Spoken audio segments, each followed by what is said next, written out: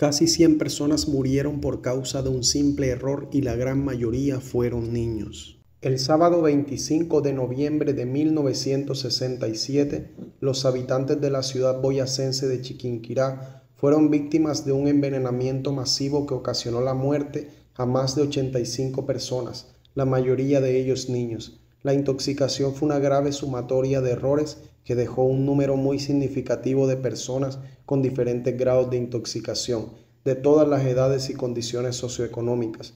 Las secuelas de esta tragedia aún están vivas y medio siglo después, muchas de las familias que la sufrieron directamente o sus allegados difícilmente hablan de lo sucedido.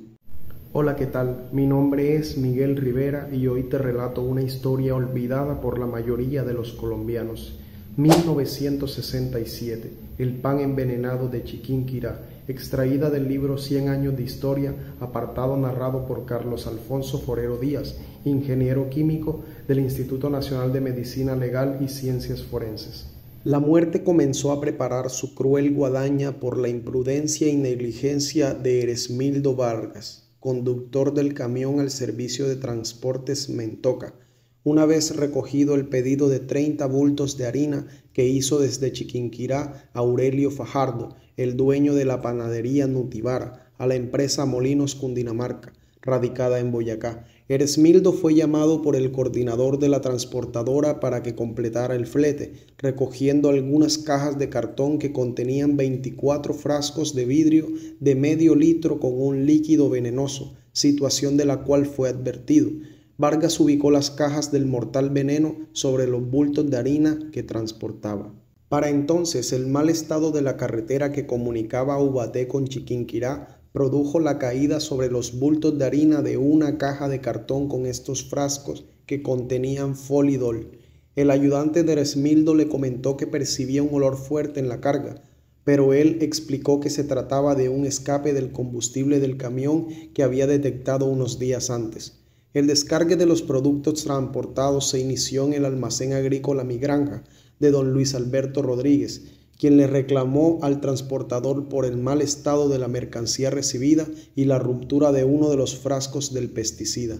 El notable desinterés del conductor determinó que la contaminación en los bultos de harina fuera totalmente ignorada. En la panadería Nutibara, luego que se descargaron los 30 bultos de harina, se observó que en 2 de ellos había una extraña humedad. Eresmildo explica que esta humedad se debía a salpicados por un cargamento de papa que había transportado días antes. El dueño de la panadería instruye a uno de sus ayudantes que lo colocara en la batea grande y se van de primeritos en el amasijo de mañana, ordenó.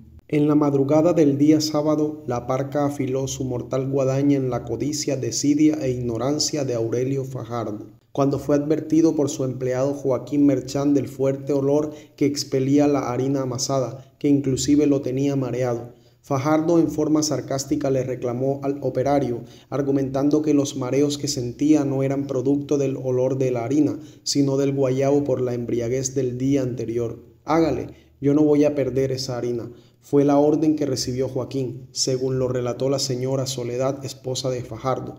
Se procesaron los 2 bultos húmedos y mezclados con otros 4 que fueron abiertos en el inicio de la jornada del día sábado, pero solo se utilizó la mitad del amasijo para la producción del día. Entre las tantas teorías que se lanzaron después de la tragedia, se especuló que Aurelio Fajardo esperaba que con la cocción del pan se evaporara el líquido que humedeció la harina y el producto finalmente quedara exento del mal olor que mareaba a Joaquín Merchán, quien horas después murió probablemente por el colapso pulmonar que le produjo la absorción del tóxico. El solvente orgánico se evaporó en su totalidad, pero el metilparantión se concentró en la masa de harina, impartiéndole un fuerte e inofensivo olor a ajos. El pan ya elaborado comenzó a distribuirse después de las 6 de la mañana. Ya satisfecha la calaca del estado mortífero de su guadaña, implacable decidió probar su filo en las tiernas entrañas de una bebé de solo 4 meses. Cuando Araceli de Romero, su mamá, para calmar su llanto, remojó en chocolate un cachito de pan adquirido directamente en la panadería de Fajardo, de la cual eran vecinos, y se lo colocó en los labios para que lo saboreara. Después de algunos minutos de convulsiones, la niña falleció, convirtiéndose en la primera víctima del envenenamiento. Ese fatídico sábado no pudo ser menos propicio para la tragedia. El dantesco carnaval de la muerte se confundió con el ambiente festivo de los estudiantes de los colegios de la ciudad que se preparaba para las ceremonias de clausura del año lectivo. Muchos niños y jóvenes madrugaron para lucir unos de sus uniformes de gala, otros sus trajes y disfraces para protagonizar obras de teatro, bailes y demás presentaciones artísticas. El 29 de julio de ese año, también en día sábado, Chiquinquirá fue despertada por un violento sismo que retrasó las actividades educativas por 15 días y solo hasta finales de noviembre se programaron los actos de clausura que generalmente eran para la mitad del mes. Esto explica la gran cantidad de víctimas menores de edad, ya que de no haber ocurrido el sismo, los niños por la fecha del 25 de noviembre estarían en vacaciones y no se levantarían temprano, lo que hubiera aminorado la tragedia. Cuando comenzaron a presentarse los primeros intoxicados, el Hospital Público San Salvador, una antigua casona sin mayores elementos médicos, rápidamente copó su capacidad de atención. Las monjas del Centro Educativo de Nuestra Señora de Nazaret, de la Orden Religiosa de los Dominicos, que colaboraban como enfermeras en procura de auxiliar a los intoxicados, iniciaron maniobras para provocar el vómito empleando tallos de cebolla y huevos. Ante la gravedad de los casos y en la medida que la intoxicación avanzaba en pacientes que ingresaban en estado de inconsciencia, este procedimiento se desechó.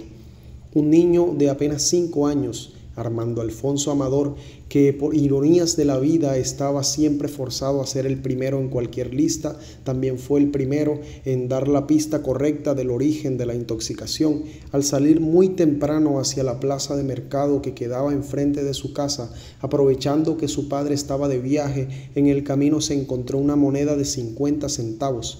Presuroso y contento, corrió a la panadería más cercana y compró 2 panes. Le sobraron 10 centavos. Los síntomas de la intoxicación fueron rápidos. Al llegar al hospital en el grupo de los primeros envenenados y al vaciar su estómago, solo encontraron pan.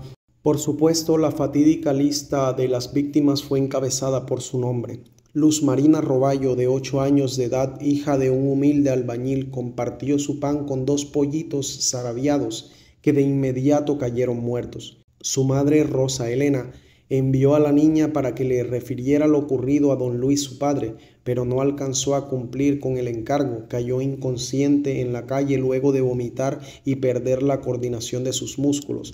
Fue la primera en saber dónde se agazapaba la muerte sin lograr advertir a familiares y amigos el escondite de esta, convirtiéndose en otra de las primeras víctimas. Refiere la señora Gloria Guzmán Díaz que al servir el desayuno de sus hermanos, ellos comieron pan y rápidamente comenzaron a manifestar los síntomas del envenenamiento con fuertes dolores abdominales. En compañía de un empleado que laboraba en la empresa artesanal de la familia Díaz Guzmán, un muchacho de apenas 17 años, de nombre Guillermo Pérez Delgado, llevó a sus 6 hermanos al hospital. 4 de ellos murieron, pero cuando quisieron retirarse de allí, se les indicó que no podían abandonar el hospital hasta que no se sometieran a un tratamiento para contrarrestar la intoxicación. El doctor Fernando Velasco Pies Chacón, en ese entonces director del Departamento de Toxicología del Instituto de Medicina Legal, y una de sus colaboradoras, la doctora Elena Laverde de Fadiño, a las 12:38 p.m. de ese sábado abordaron uno de los 2 helicópteros destinados para transportar desde Bogotá al ministro de Salud, Antonio Ordóñez Plaja, 7 médicos de la Cruz Roja, 2 toxicólogos y 11 enfermeras. Al llegar, acudieron de manera rápida al hospital y utilizando instrumentos precarios de los que se valieron recursivamente por cuanto ya estaban acostumbrados en el ejercicio de sus labores forenses a lo exiguo de los recursos asignados en esa época al Instituto de Medicina Legal, emprendieron rápidamente los análisis químicos del agua, de muestras de leche y de panes. Cerca de las 3 de la tarde de ese sábado, confirmaron la versión que ya se daba por cierta. El envenenamiento había sido producido por dicho pesticida. Analizaron el contenido gástrico del niño Armando Alfonso Amador, muestras de pan, muestras de harina y fragmentos del empaque de papel impregnado donde la harina venía embalada, tomadas en la panadería Nutibara. 30 años después, Miller Rodríguez, actor de televisión por varios años, decidió con la ayuda económica de su padre, propietario de un modesto taller de publicidad, realizar una película que denominó Chipanem, Chiquinquirá, pan envenenado. Capacitó y entrenó por 8 meses a varios actores de la región. Su propósito fue dejar un registro histórico que forme parte de la memoria colectiva y cultural de la ciudad. Dicha película es la que están observando en este video. En los días posteriores al desastre se manifestaron las primeras secuelas físicas y psicológicas en las personas que fueron víctimas del tóxico y que sobrevivieron. Dolores de cabeza persistentes, dificultad respiratoria, problemas gástricos, vértigos, muertes fetales y nacimientos de niños con bajo peso. Las depresiones, tristezas repentinas, ansiedades y desasosiegos, algunas enfermedades mentales, en especial la esquizofrenia, fueron las secuelas psicológicas de los que se contaminaron y no murieron. Los padres, hermanos mayores y otros familiares que eran responsables del cuidado de los menores que fallecieron manifestaban sentimientos de culpa por las circunstancias que ocurrieron el día del envenenamiento. Las autoridades municipales, departamentales y aún las nacionales nunca se preocuparon por hacer una intervención psicosocial a la comunidad chiquinquireña, víctima de la experiencia tan extremadamente dolorosa de la muerte de niños, dolor que se agudizó y extendió en el tiempo, ya que ocurrió en vísperas de las festividades navideñas. En las calles del pueblo se habló durante años de lo que pasó, pero ya hoy son pocos quienes recuerdan los hechos. Sí, lo del pan, yo comí, yo no comí. Son algunas de las respuestas de los transeúntes desprevenidos al preguntarle por ese 25 de noviembre. Sin embargo, son más quienes dicen que no saben lo que sucedió. La Nutibara hoy es una casa cualquiera, una más del pueblo. Aunque conserva su estructura y funciona otro tipo de negocio, nadie que pase por allí se va a imaginar que la madrugada de ese sábado, por una serie de descuidos y de coincidencias, hornearon miles de panes envenenados que terminaron matando a unas 100 personas y provocaron que más de uno haya dicho: no vuelvo a comer pan.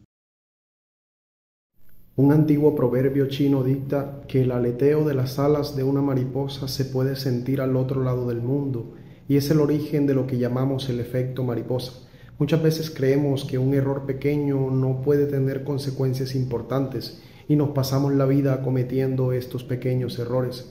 Esta trágica historia olvidada nos recuerda que cuando realizamos una labor que impactará de algún modo en las demás personas, debemos poner todo nuestro empeño en que salga bien. Como lo dice la Biblia: el que quiera hacerse grande entre vosotros será vuestro servidor, y el que quiera ser el primero entre vosotros será vuestro siervo. Como el Hijo del Hombre no vino para ser servido, sino para servir. Nótese que esta tragedia fue precedida de varias negligencias que parecían inofensivas hasta que se desató la catástrofe. Si te gustó esta historia y te gustaría seguir escuchando más, considera seguirme y compartir el video. La verdad que me ayudan mucho. Dios te bendiga y no olvides, yo soy Miguel Rivera, el amigo que te cuenta las mejores historias. Hasta la próxima.